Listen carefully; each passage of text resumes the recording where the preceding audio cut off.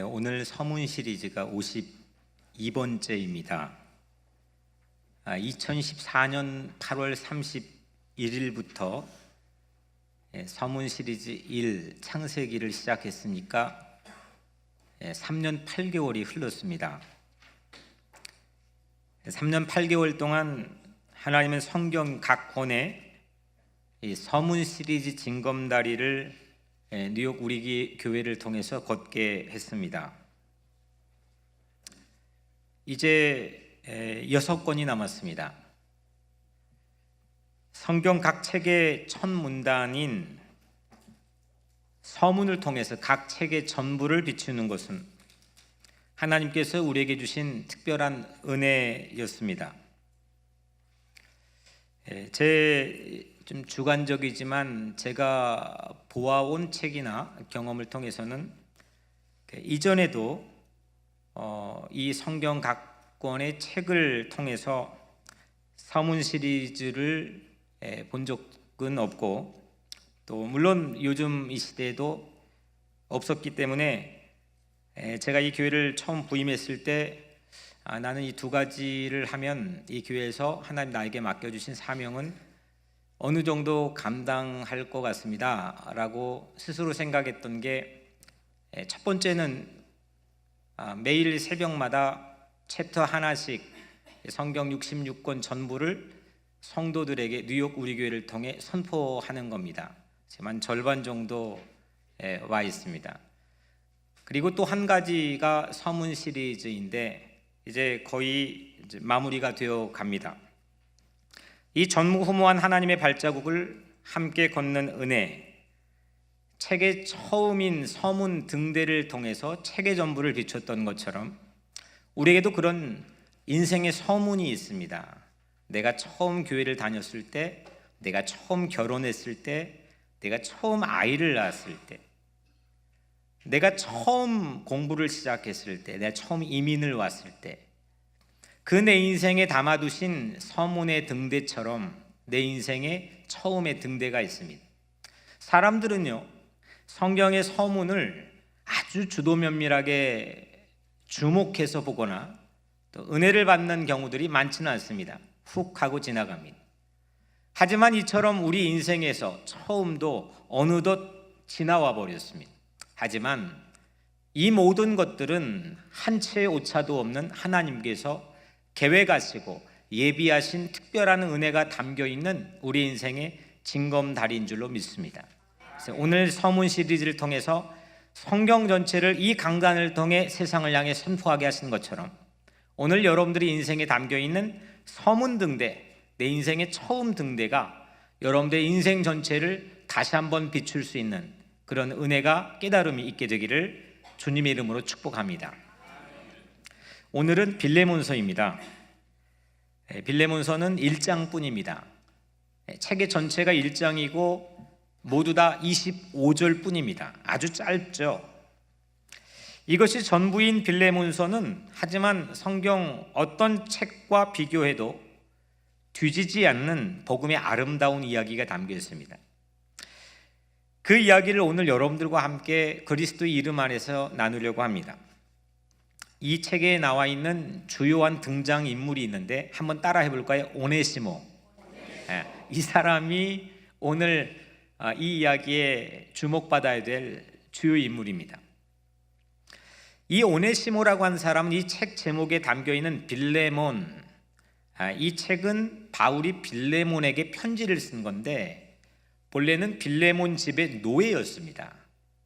근데 어떤 이유인지는 우리도 알 길이 없지만 이 오네시모라고 하는 노예가 빌레몬의 집에서 도주를 했습니다.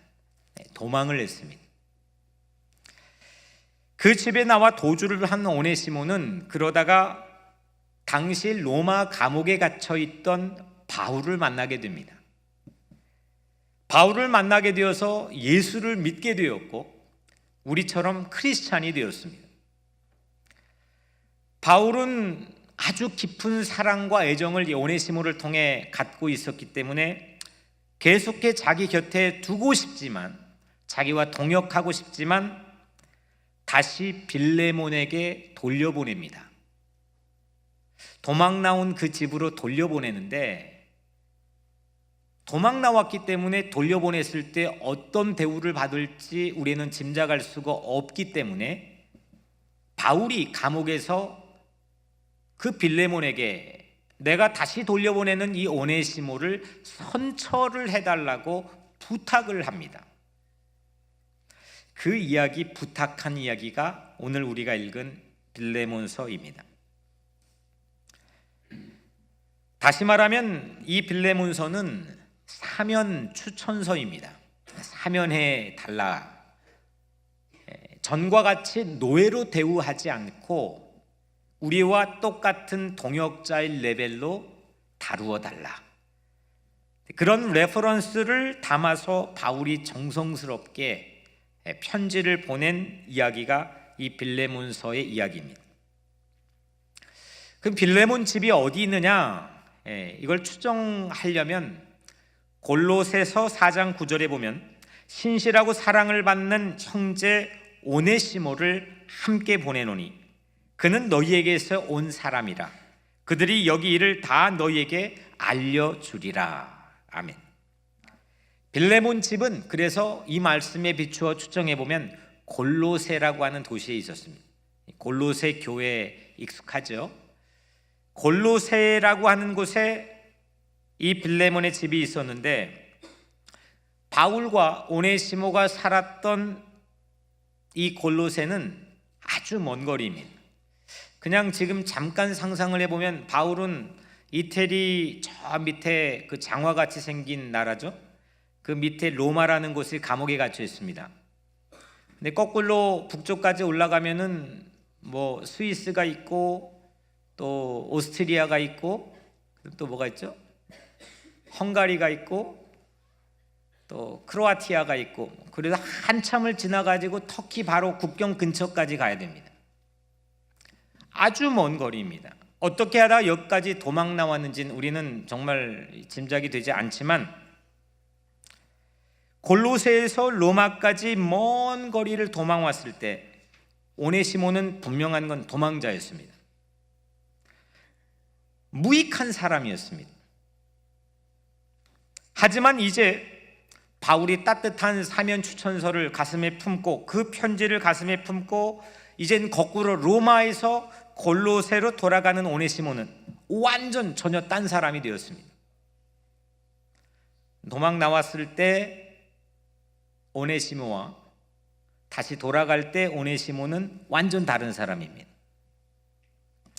예수 믿는 것은 바로 이런 겁니다. 오늘 여러분들이 교회 올 때와 다시 집으로 돌아갈 때가 다르기를 축복합니다. 똑같으면 안 되는 거죠. 오히려 더 무거운 짐을 가지고 가면 안 되는 거죠.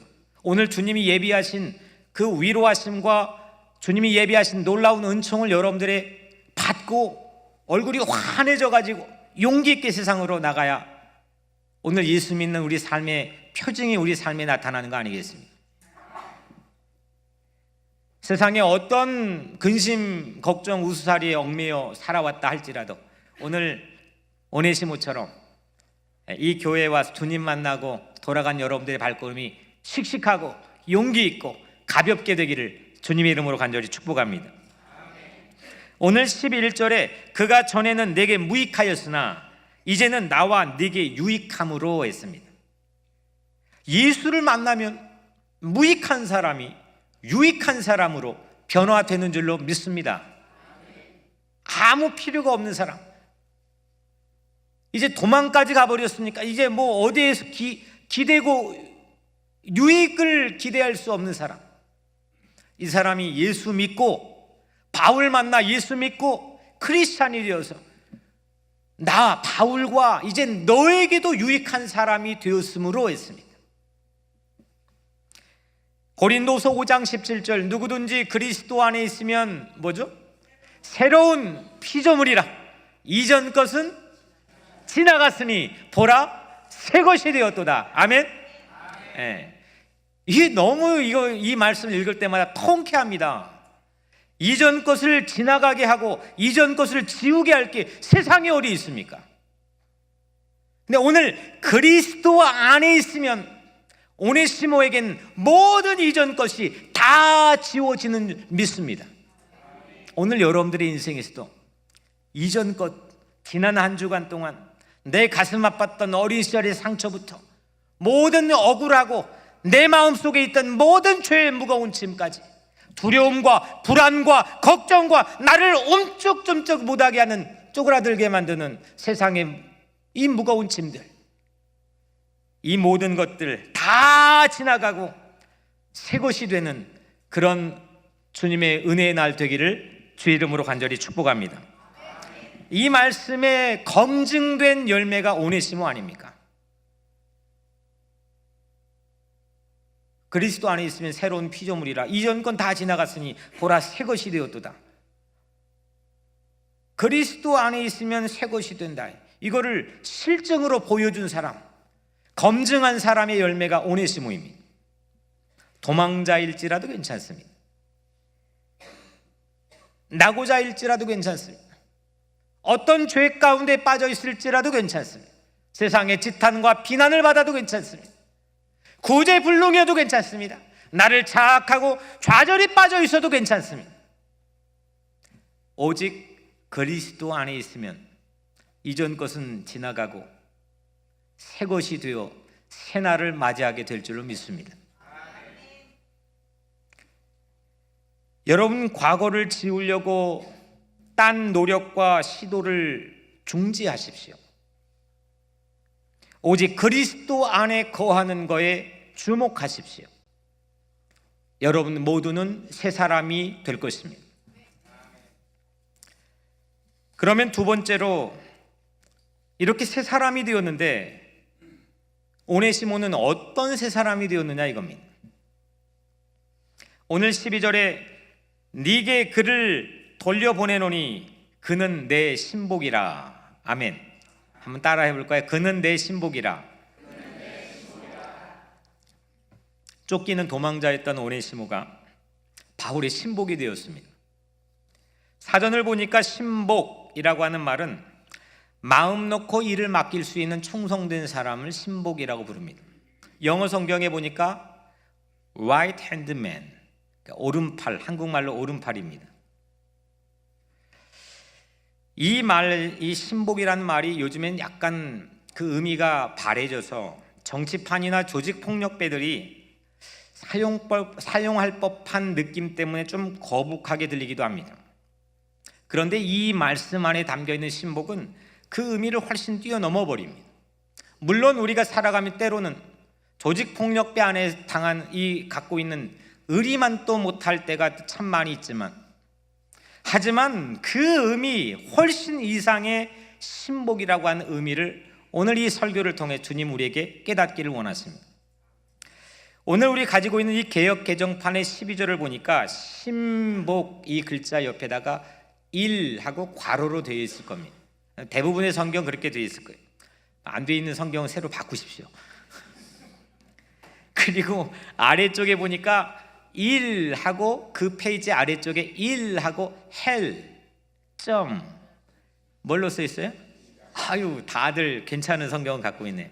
심장이라고 적혀 있습니다. 헬라어로는 제가 참 좋아하는 단어입니다. 헬라어로 스플랑크론입니다. 스플랑크론. 한번 따라 해볼까요? 스플랑크론. 외울 필요는 없지만 제가 좋아한다니까 한번. 스플랑클론, 이 뜻은 뭐냐면 이 몸 안에는 이 뚜껑을 열어보면 심장도 있고 간도 있고 또 창자도 있고 또 뭐가 있어요? 렁, 폐도 있고, 이게 열어보면 뭐가 많이 있습니다. 이 몸속에 있는 주요 기관 5장을 스플랑클론이라고 부릅니다. 그러니까 신복이라는 거는 그냥 뭐 우리 깡패들이 사용하는 내 신복이야 뭐 이런 의미를 넘어서는 거죠. 누군가의 심장이 되는 삶, 표현 불가의 사랑을 받는 삶, 이게 신복이 되는 인생입니다. 예수 믿으면 그런 사람 만나는 거죠. 세상에서 어쨌든 간 나에게 뭐 뜯어먹을 거 없을까? 심지어 자녀까지도 예수 믿지 않으면 세상엔 다 그런 겁니다. 조금만 이득이 안 돼도 그냥 저 변방 추운 대로 우리를 밀어냅니다. 근데 예수 믿으면 참 한 가지 좋은 건 모든 사람들의 가치가 주어지고 이렇게 사랑을 받는 신복이 되고 또 신복을 삼는 그런 만남을 우리에게 주시는 게 예수 믿는 삶의 저는 큰 백미라 생각합니다. 중국의 사기에 보면 이런 얘기가 전해져 오는데 한 얘기를 제가 잠깐 들려드리겠습니다. 저는 안 가봤는데 중국의 양쯔강에 보면 협곡 중에 삼협이 있다고 합니다. 유명한 곳이라고 하는데 거기에 가면은 원숭이가 그렇게 많이 산대요. 원숭이가 그렇게 많이 산대. 원숭이가 나무에서 막 뛰어놉니다. 그러다가 어느 날 그 원숭이들이 막 뛰어놀다가 원숭이 새끼 한 마리가 나무 위에서 툭 하고 떨어졌습니다. 마침 그 밑에 양쯔강을 지나가던 배 위에 이 원숭이 새끼가 탁 하고 떨어졌습니다. 그 배에는 진나라의 환혼이라고 하는 사람이 총나라로 가던 도중이었습니다. 이 환혼이 이끄는 이 배의 선원들이 그 떨어진 원숭이 새끼를 가지고 그 배에서 함께 가지고 놉니다. 엄마 원숭이가 그 광경을 보고 그 배를 쫓아가기 시작합니다. 강변을 따라서 그 선원들이 가지고 노는 자기의 자기가 새끼가 담겨있는 그 배를 쫓아가는데 백리길을 달려갑니다. 하염없이 울면서 소리를 꽥꽥 지르면서 이 원숭이가 그 배만 바라보며 울부짖고 쫓아갑니다. 먹지도 않죠. 쉴 수도 없죠. 백여리를 배만 쫓아가고 있습니다. 드디어 배가 백리길을 멈추고 한 항구에 정박을 합니다. 이때 어미 원숭이가 갑자기 배 위로 뛰쳐 올라오더니 원숭이를 끌어안고 그 새끼 원숭이를 끌어안고 죽어버렸습니다. 환혼이 너무 신기해가지고 이 어미 원숭이의 배를 잘라보니까 창자가 마디마디가 다 끊어져 있더라는 겁니다. 너무 슬퍼했던 나머지 이 창자가 마디마디 끊어져 있는데 우리가 흔히 사용하는 단어인 단장이라는 말이 여기에서 유래가 되었다는 거예요. 단장. 창자가 끊어질 정도의 사랑을 가지고 아파하는 사랑을 가지고 있는 그게 바로 스플랑크론 똑같은 의미입니다. 신복이라고 하는 의미입니다. 오네시모라고 하는 이 무익한 존재는 바울에게 신복이 되었습니다. 바울은 그 오네시모를 뛰쳐나오는 빌레몬에게 보내는데 여기 심정이 단장의 심정이 담겨 있습니다. 그 보내고 싶지 않지만 내가 너에게 빌레몬에게 간청한다라고 하면서 보냅니다. 과거의 계약으로 노예였던 오네시모를 빌레몬의 신복으로 보냅니다. 예수를 믿는 게 바로 이런 겁니다. 과거에 우리는 세상에서 돈으로만 매겨졌고 그 돈에 합당하게 노동을 공급했을 때 우리는 마땅한 대우를 받습니다. 그리고 만나는 사람, 내 주변을 어느 순간 돌아보면 죄다 대부분의 사람들이 그런 사람들입니다. 뭐 좋은 사람이건 착한 사람이건 나쁜 사람이건 악한 사람이건 어느 순간 내 인생의 대부분은 나로 인해서 이득을 얻는 사람, 나에게 투자해서 노동을 산출하는 사람, 심지어 자녀까지도 나에게서 이익을 뜯어내려고 하는 사람들만 부지기수입니다.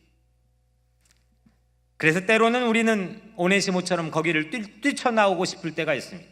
도망가 버리고 싶을 때가 있습니다. 에이 모르겠다고 그냥 멈춰버리고 싶을 때가 있습니다. 왜 사는 게 이렇게 팍팍한지, 특히 이민자 같은 우리의 삶 속에서는 이런 일들이 비일비재 일어납니다.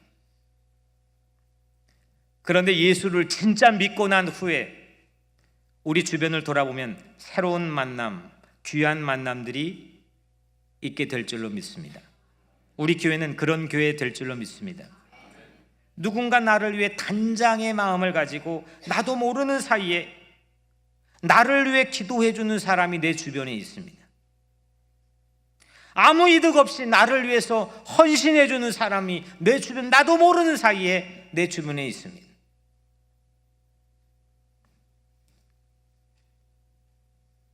예수를 믿게 되면 이런 사람이 있어야 됩니다. 우리가 누군가의 신복, 스플랑크론이 되시기를 주의 이름으로 축복합니다. 그리고 나도 누군가를 신복으로 삼아 기도해 주시길 바랍니다. 바울의 신복이 된 오네시모를 생각해 보니까 얼마나 복 있는 사람입니까? 기분이 어땠을까요? 이 편지를 자기를 위해 써줘가지고 그 편지 가지고 골로새를 향해 가는데 그 기분이 어땠을까요? 예? 날아다니는 거죠. 제가 영국에 있는데 이준표 목사님이 저에게 편지를 아주 짧게 써서 보냈습니다. 나의 사랑하는 아들 원태야 하고, 뭐 길지도 않습니다. 근데 저는 지금도 그 파란색 편지지를 버릴 수가 없습니다. 그걸 받았을 때 이 기억을 생각해 보면 아버지 없이 자랐던 저는 막 가슴이 콩닥콩닥 뛰어서 뭐 진짜 날아다닌 줄 알았습니다. 한 목사의 그 말을 편지로 받았을 때도 몇 날 며칠 제 심장 밥 안 먹어도 살 것처럼 흥분되게 만들었는데, 도망자였던 노예였던 그리 강팍할 수밖에 없었던 이 오네시모가 바울에게 너는 나의 신복이야 라는 편지지를 가지고 가는데 그 발길이 어떻겠습니까? 빌립보서 1장 8절에 내가 예수 그리스도의 심장으로 너희 무리를 얼마나 사모하는지 하나님이 내 증인이시니라. 내가 예수 그리스도의 심장으로 너희 무리를 얼마나 사랑하는지 하나님이 내 증인이다. 여기에 심장이 스플랑크론입니다. 하나님의 마음, 하나님의 심장으로, 하나님의 단장으로 내가 너를 얼마나 사랑하는지, 그렇게 사랑하는 사람도 내 주변에 있어야 되겠지만 나를 그렇게 사랑해주는 나의 신복이, 내가 신복이 되게 해주는 내 삶의 주변에 새로운 만남들도 예수 믿고 난 후에 우리 주변에 있어야 되지 않겠습니까? 그래서 저는 참 행복한 사람입니다. 부족하고 여러모로 뭐 연약한 부분들도 제가 생각할 때도 많이 있는데도 저는 여러분들이 신복이 된 게 제 인생에 얼마나 큰 럭키이고 블레싱인지 모릅니다. 예수 믿고 나니까 나 같은 것도 이렇게 많은 사랑을 받고 이렇게 많은 단장의 기도를 받는, 오늘 여러분들의 삶에서도 그 깨달음이 있게 되기를 주의 이름으로 축원합니다. 그게 우리 삶을 행복하게 합니다. 어떤 어두운 터널에서도, 어떤 절망의 구렁텅이에서도 우리를 뛰쳐나오게 다시 용기 있게 만들어준 가장 큰 힘은 바로 이 사랑의 만남입니다. 마지막 세 번째로, 그렇다면 오네시모는 이렇게 새로운 피조물이 되었고 그 피조물의 형태는 바로 신복이었다면, 마지막 세 번째로 오네시모는 어떻게 바울이 신복으로 삼게 되었을까? 그 비결이 뭘까? 오늘 10절에 갇힌 중에서 낳은 아들 오네시모를 위하여 라는 문구가 있습니다. 갇힌 자 중에 낳은 아들 오네시모를 위하여. 바울은 로마 감옥에서 오네시모를 낳았습니다. 나 하나 건사하기도 쉽지 않을 감옥에서 어떻게 바울은 오네시모를 신복으로 낳을 수 있었을까? 도망자였고 노예였다면 거칠고 포악했을 것이 분명한데 그 오네시모는 무엇 때문에 바울의 신복이 될 수 있었을까? 그게 제 마음속에 말씀을 준비하며 주신 질문이었습니다. 그 비결이 뭘까? 지난 한 주간 1975년인가요? 제가 뭐 한 2살, 3살 때니까 제가 지난주에 영상 하나를 찾아가지고 의도적으로 본 적이 있는데, 한국의 빌리 그레이엄 목사님이 얼마 전에 돌아가셨잖아요. 빌리 그레이엄 목사님이 처음 한국에 전도대 할 때 여의도 광장 한 200만 명이 모였습니다. 그래서 그때 영상을 보니까 빌리 그레이엄 목사님이 설교를 하면서 거의 초반부에 처음 선포한 내용들이 이겁니다. 세상에는 수없는 종교들이 있습니다. 그 모든 종교들은 사람이 신을 찾습니다. 하지만 이 대한민국에 오신 예수님은, 이 유일한 기독교는 무엇이냐? 하나님이 여러분들을 찾는 겁니다.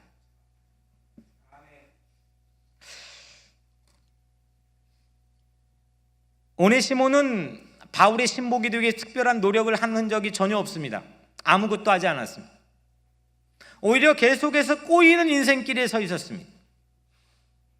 하지만 예수 그리스도는 그를 찾아갔습니다. 마찬가지로 오늘 오네시모 같은 우리 삶이 있다면 하나님께서 여러분들을 찾아오시고 하나님이 예수 그리스도를 이 땅에 보내셔서 여러분들을 지구 끝까지 쫓아가 찾아내시는 것, 이것이 기독교의 유일한 증거인 걸 여러분들 믿으시길 바랍니다. 어떻게 그런데 바뀌었는지. 10년 전에 제가 플로리다에서 목회를 할 때였습니다. 저희 선배님이시고 이 교회도 제가 부임하자마자 한번 모셨지만 한국의 가장 유명한 심리학자이자 또 상담학자로 누구죠?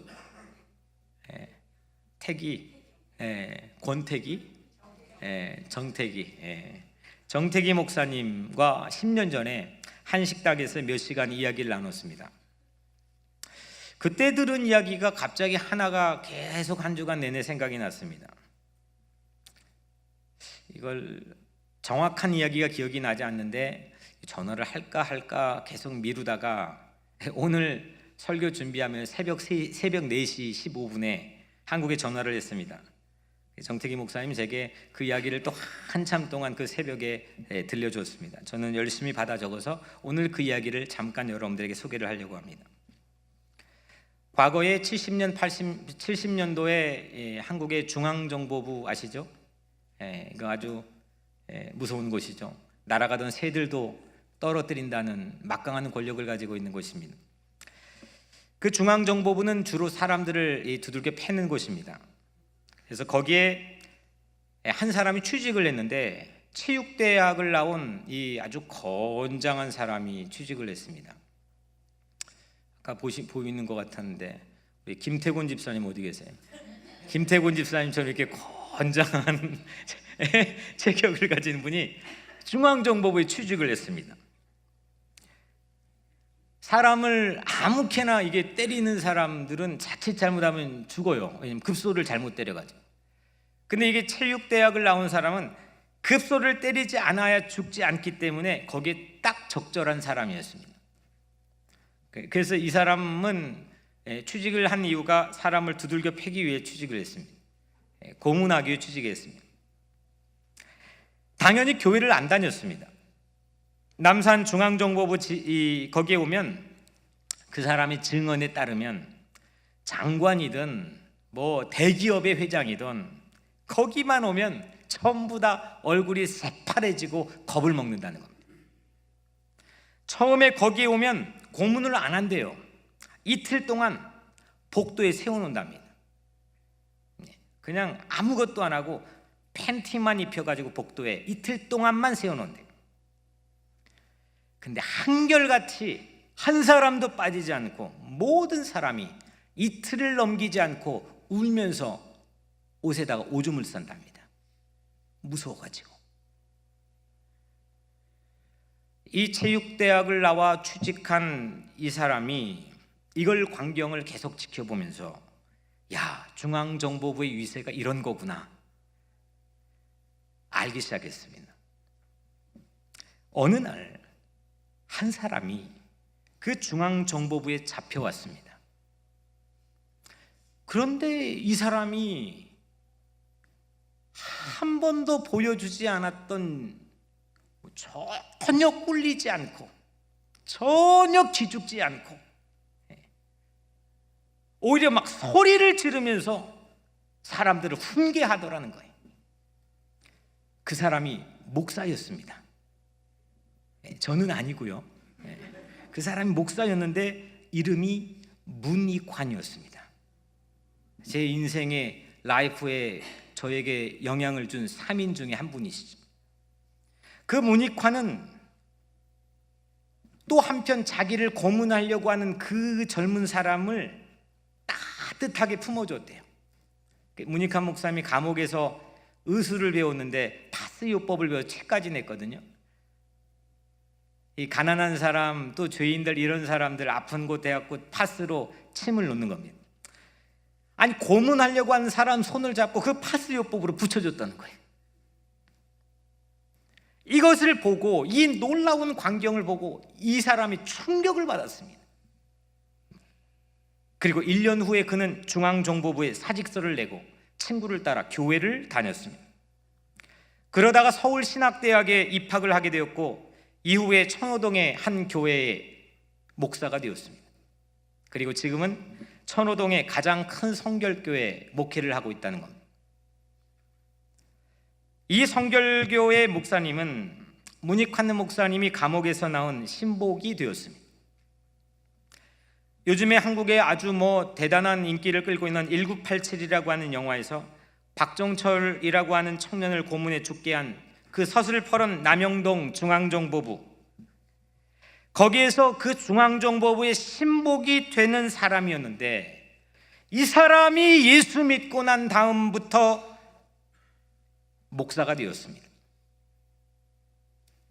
예수 믿는다는 게 과연 뭘까? 진짜 예수 믿는 사람을 만나는 게 과연 뭘까? 진짜 예수 믿는 사람 만나면 어떤 변화가 일어나는 건가? 바울은 악명 높은 로마 감옥에서 탈출한 노예 오네시모를 자기 심장처럼 스플랑크론으로 여겨 신복으로 세워줬습니다. 그 감옥에서 어떤 일이 있었길래 고문 기술자가 목사가 되고 탈출한 노예 신복이 되는 겁니까? 여기는 감옥도 아닙니다. 여러분들의 가정도 감옥이 아닙니다. 하지만 우리는 우리의 자녀들이나 아니면 우리의 옆에 있는 이웃들에게 어떤 스플랑클론 신복으로 세워주는 그런 사례와 검증된 실증들을 가지고 있습니까? 자녀를 키우는데도 나에게 유익이 되기 때문에, 내 기대를 충족시켜주기 때문에, 내가 원했던 길이기 때문에, 내가 신앙생활을 하는 내 주변의 이웃들도, 내 부모도, 내 주변의 모든 것들이 이윤관계로 돼버렸어요. 그런데 그 로마 감옥에서도, 그 남영동의 그 무시무시한 중앙정보부의 한 19호실이라고 돼요. 그 방에서도 진짜 예수 믿는 사람, 진짜 예수의 신복이 된 사람을 만나니까 그 옆에 있는 놀라운 변화가 일어나게 됩니다. 단장이 될 정도로, 창자가 마디마디 끊어질 정도로 백리길을 따라가는 사람, 한 사람을 아무 사심 없이 진실을 가지고 대해주지 않고서 어찌 사람이 쉽게 변할 수 있겠습니까? 우리는 그런 사랑을 받은 사람들 아닙니까? 예수 그리스도로부터 우리는 그런 사랑을 받았다는 믿음의 유산을 가지고 있는 사람들입니다. 세상의 모든 것들이 경제 논리로 움직여지고 이윤의 가치로 세상의 모든 것들이 움직여지고 있는 이때 예수를 믿는다는 게 과연 우리에게는 어떤 무기이고 어떤 강력함에 대한 증거일까? 오네시모가 감옥에서 바울의 신복이 된 그 비결은, 그 시크릿, 그 비결은 바울이 예수 그리스도의 신복이 되었기 때문입니다. 문익환 목사님이 예수 그리스도의 신복이 되었기 때문입니다. 바울은 신약 성경에서 총 13편의 바울의 서신을 남겨놓았습니다. 편지를 남겨놓았습니다. 제가 13개의 편지를 이잡듯이 보면 1000문장을 다 찾아봤습니다. 한결같이 한 번도 빠지지 않고 바울은 1000문장에다가 나는 예수의 신복이라는 걸 고백했습니다. 로마서 1장 1절 예수 그리스도의 종 바울은, 고린도전서 1장 1절, 고린도후서 1장 1절은 동일하게 그리스도 예수의 사도로 부르심을 받은 바울은, 갈라디아서 1장 1절 오직 예수 그리스도와 그를 죽은 자 가운데서 살리신 하나님 아버지로 말미암아 사도된 바울은, 에베소서 1장 1절 그리스도 예수의 사도된 바울은, 빌립보서 1장 1절 그리스도 예수의 종 바울은, 골로새서 1장 1절 그리스도 예수의 사도된 바울은, 디모데전서 1장 1절 그리스도 예수의 명령을 따라 그리스도 예수의 사도된 바울은, 디모데후서 1장 1절 그리스도 예수의 사도된 바울은, 디도서 1장 1절 하나님의 종이요 예수 그리스도의 사도된 나 바울은, 마지막 오늘 이 책인 빌레몬서 1장 1절 그리스도 예수를 위하여 갇힌 자 된 바울은, 심지어 그 예수를 위하여 내가 감옥에 갇혀버린 나 바울은, 모든 13편의 이 편지가 1000문장의 고백, 나는 누구인지를 밝히는 나의 정체성에 대한 고백은 나는 그리스도 예수의 종입니다. 나는 그리스도 예수의 사도입니다. 나는 예수의 신복입니다. 이 자기 확신으로부터 모든 일을 바울은 시작했습니다. 예수 그리스도의 신복이 된 바울은 감옥에서도 오네시모를 신복되게 만들었습니다.